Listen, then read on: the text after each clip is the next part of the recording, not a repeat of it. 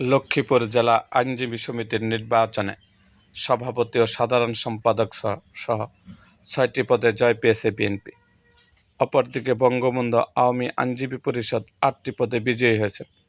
তবে সভাপতি ও সাধারণ সম্পাদক পদে তাদের কোনো প্রার্থী ছিল না। জামায়াতে ইসলামপন্থী আইনজীবীরা নির্বাচনে অংশ নিলেও তাদের কেউ বিজয়ী হয়নি। মঙ্গলবার দিনভর ভোট শেষে রাতে গণনা শেষ হয়। ভোর রাত ৩টার দিকে প্রধান নির্বাচন কমিশনার একেএম হুমায়ুন কবির নির্বাচনের ফলাফল ঘোষণা করেন। বিজয়ীরা হলেন সভাপতি মনিরুল ইসলাম হাওলাদার বিএনপি, সহসভাপতি আব্দুল মজিদ চৌধুরী বিএনপি, আবুল খায়ের আওয়ামী লীগ, মোহাম্মদ রফিকুল্লাহ বিএনপি, সহ সম্পাদক ফখরুল ইসলাম জুয়েল বিএনপি, চাঁদমণি মোহন আওয়ামী লীগ, পাঠাগার সম্পাদক মোশাররফ হোসেন বিএনপি, সাংস্কৃতিক সম্পাদক জামাল উদ্দিন আওয়ামী লীগ, অডিট সম্পাদক রাকিবুল হাসান অপু আওয়ামী লীগ, সদস্য আজহার উদ্দিন রকি আওয়ামী লীগ, নুরুল হুদা মুরাদ স্বতন্ত্র, ইউসুফ আওয়ামী লীগ, মোহাম্মদ ইউসুফ মানিক আওয়ামী লীগ, আব্দুল আল নোমান আওয়ামী লীগ, জাফর আহমেদ বিএনপি।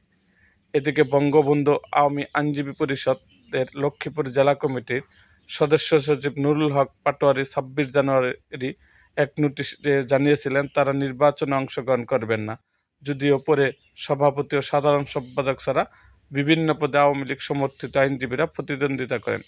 এ ব্যাপারে জানতে চাইলে আওয়ামী লীগ সমর্থিত লক্ষ্মীপুর জেলা আইনজীবী সমিতির সাবেক এক সভাপতি বলেন, রাজনৈতিক প্রেক্ষাপট বিবেচনা মূলত তারা সভাপতি ও সাধারণ সম্পাদক পদে প্রতিদ্বন্দ্বিতা করেননি। নির্বাচন না করার জন্য বঙ্গবন্ধু আইনজীবী পরিষদের সিদ্ধান্ত ছিল। তারপরে অন্য পদগুলো নির্বাচন করে আওয়ামী লীগের ৮ জন নির্বাচিত হয়েছেন।